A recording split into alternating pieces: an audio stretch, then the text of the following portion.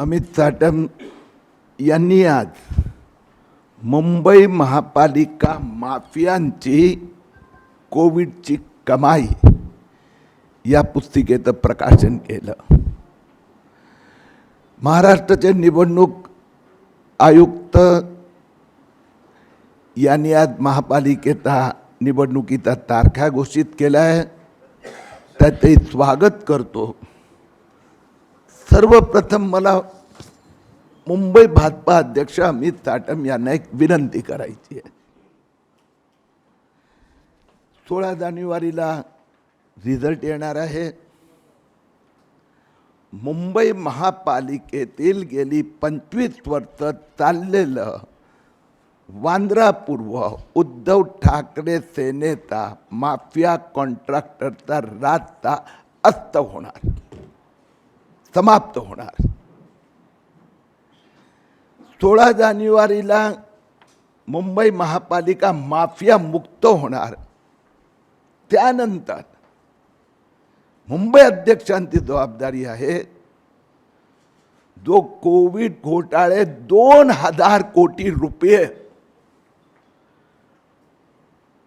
या वांद्रातील माफिया, त्यांचे माफिया सहकारी माफिया कॉन्ट्रॅक्टरनी लुटले आहे, तो सगळा पैसा मुंबई महापालिकेच्या तिजोरीत परत यावा अशी माझी विनंती आहे। मी आपल्याला एक हिशोब दाखवतो। खिचडी कुणी खाल्ली? खिचडी संजय राऊतच्या परिवारांनी पण खाल्ली। हा पैसा परत आला का? संजय राऊत परिवाराने हा खिचडीचा पैसा परत दिला आहे का, असा माझा प्रश्न आहे उद्धव ठाकरे यांना। खिचडीचा पैसा संजय राऊत यांचा भावाच्या खात्यात पण गेले, त्यांचा जो पार्टनर आहे मित्र सुजित मुकुंद पाटकर याच्या खात्यात पण अर्धा कोटीहून जास्त पैसे गेलेत। मी चेक नंबर बँक अकाउंट दिलेला आहे। हा पैसा परत केला का? मुंबईचा महापौर एक कफन चोर, मुंबई महापौर महाचोर, महापालिकेचं कोविडचा सेंटरचा, महालक्ष्मी सेंटरचा साफसफाईचा कॉन्ट्रॅक्ट किशोरी पेडणेकर यांचा मुलाचा कंपनीला मिळाला। किस कॉर्पोरेट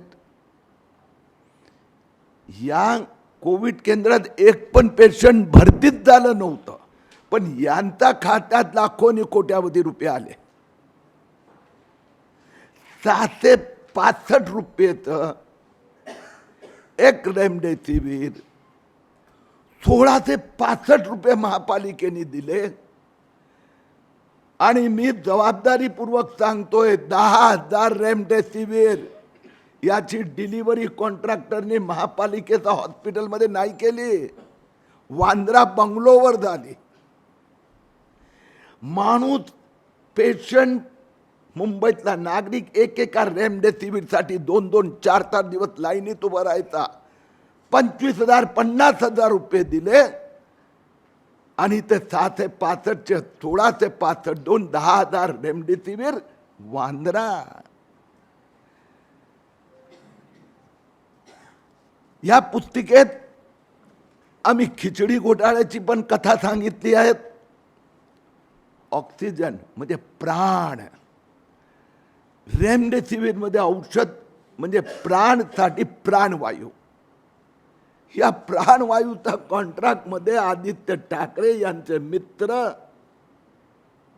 रोमिन छेडा 132 कोटी रुपयाचा घोटाळा। पैसे घेतले, ऑक्सिजन प्लांट लावायचे आणि प्लांट लागलेच नाही, कोविड संपल्यानंतर सुरू झाले। आदित्य ठाकरेचे आणखीन एक मित्र राहुल गोम्स, जो इव्हेंट मॅनेजमेंट करायचा, त्याला कोविड सेंटर बांधण्याचा कॉन्ट्रॅक्ट, संजय राऊतचे पार्टनर सुजित पाटकर, संजय राऊतची पत्नी आणि सुजित पाटकर यांचा पत्नीच्या नावाने अलिबागमध्ये आज पण संयुक्तरित्या घेतलेल्या जमिनी आहे. तर दहिसरचं कोविड सेंटरचा कॉन्ट्रॅक्ट 32.5 कोटी रुपये, आणि त्यातना पाचच्या दारातून पैसा कुठे कुठे गेला. खिचडी घोटाळ्यात आदित्य ठाकरेचे राईट हँड सूरज चव्हाण 1,35,00,000 आणि कशासाठी माहित आहे? कन्सल्टंट आदित्य ठाकरे यांचे परम मित्र सहकारी सूरज चव्हाणला खिचडीची कन्सल्टन्सी फी 1,65,00,000. खिचडी कशी बनवायची, डाळ किती टाकायची, किती वेळ शिजवायची, ही सगळी खिचडी शिजली कुठे? खिचडी घोटाळ्याचा कॉन्ट्रॅक्टची खिचडी मातोश्रीमध्ये. सूरज चव्हाण 13 महिने जेलमध्ये राहिला. सुजित पाटकर 24 महिने जेलमध्ये राहिले. आणि किशोरी पेडणेकरवर अजूनही कोर्टात केस चालू आहे. मी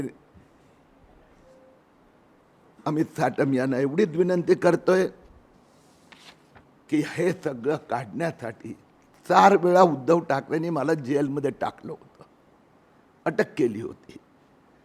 हे कोविड घोटाळा काढत होतो. रेमडेसिवीर कसं, मी तर त्या दिवशी बांद्राला पोचलो होतो. तर कॉन्ट्रॅक्टरचा खटारा, त्याचा पाठपुरावा केला, मध्येच मला पोलिसांनी पकडला. महापालिकेतला डिलिव्हरी व्हॅन जात होती कॉन्ट्रॅक्टरची, गेली बांद्राला.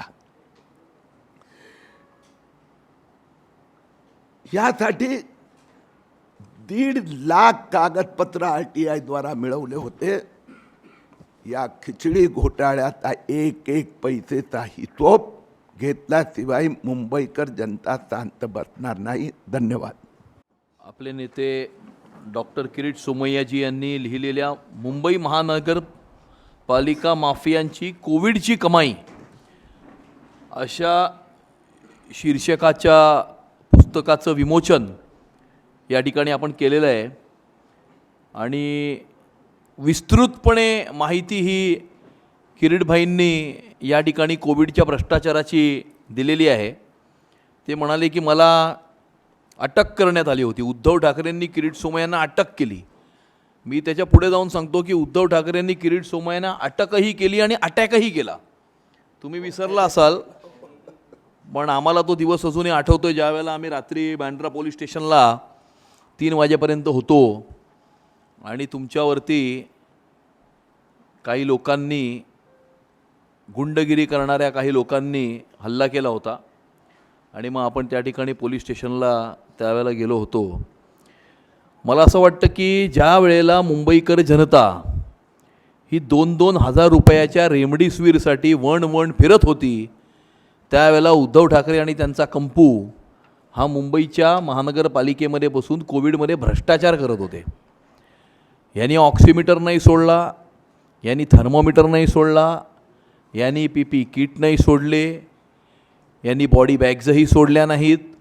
आणि मुंबई शहरातल्या कोविड केअर सेंटरची कहाणी तर अजबच आहे. महालक्ष्मीला एक अशा प्रकारचं एक कोविड केअर सेंटर होतं, जे ज्या वेळेला सुरू झालं त्याच्या 1 दिवस आधी आदित्य ठाकरे त्या ठिकाणी भेट द्यायला आले होते, ज्यावेळेला एकही पेशंट तिकडे नव्हता. आणि त्यामुळे तिथे कुणीही नसताना त्या ठिकाणी त्यांनी भेट दिली. फोटो ट्विटरवरती पोस्ट केला असं दाखवायला की बाबा मी फार कोविडमध्ये फिरतोय. आणि ते कोविड केअर सेंटर एकही पेशंट ॲडमिट न करता 4 ते 5 महिन्यानंतर बंद करण्यात आलं. महालक्ष्मीचं कोविड केअर सेंटर.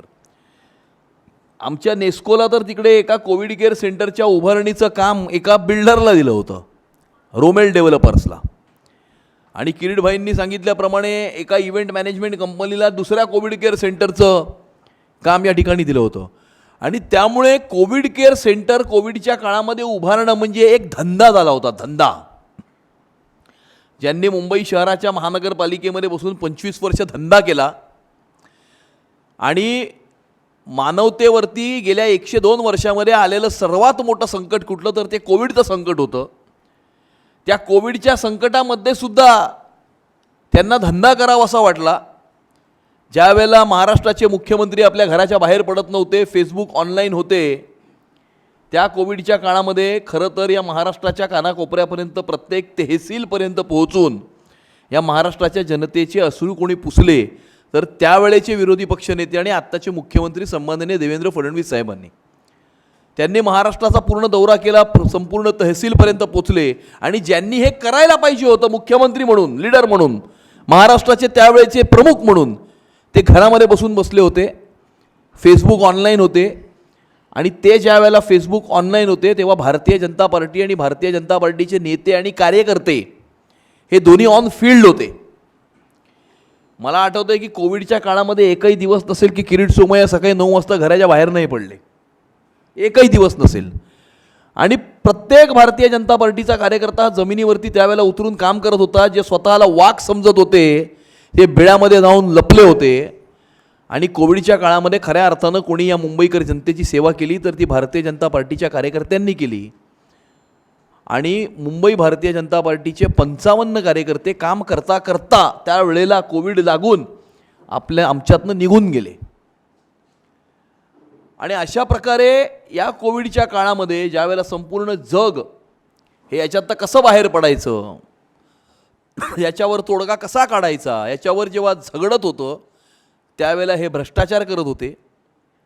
आणि ज्यांनी मुंबईचा कोपरात कोपरा विकून खाल्ला, मुंबई लुटली, मुंबईकरांच्या खिशावर डल्ला मारला, त्यांनी कोविडच्या काळामध्येही भ्रष्टाचार केला.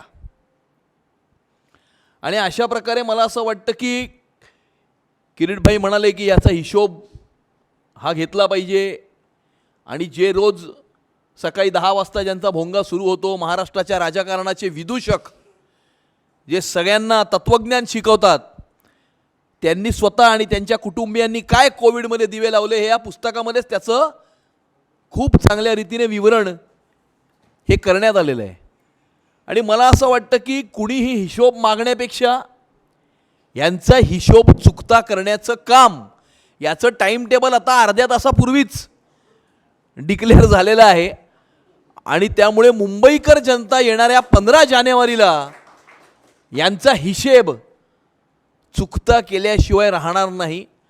आणि जनतेच्या कोर्टातली सुनावणी ही सर्वात मोठी सुनावणी असते आणि जनतेने दिलेला निर्णय हा सर्वात मोठा लोकशाहीमध्ये निर्णय असतो. आणि त्यामुळे उद्धव ठाकरे तयार रहा, जनता आ रही है और जनता का कोर्ट अपना निर्णय 15 जनवरी को सुनाने वाला है.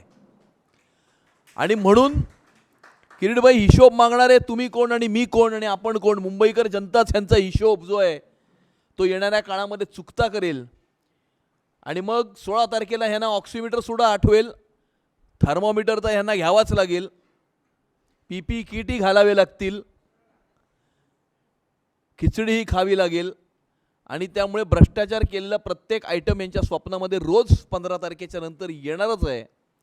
आणि त्यामुळे येणाऱ्या काळामध्ये मुंबईकर जनता, ही निवडणूक मुंबई महानगरपालिकेची ही काही कुठल्या पक्षाची निवडणूक नाही, ही भाजपची नाही किंवा अजून कुठल्या गटाची नाही किंवा शिवसेनेची नाही, ही निवडणूक मुंबईकरांची निवडणूक आहे. आणि त्यामुळे मुंबईकरांनी ही निवडणूक स्वतःच ताब्यात घेतली आहे.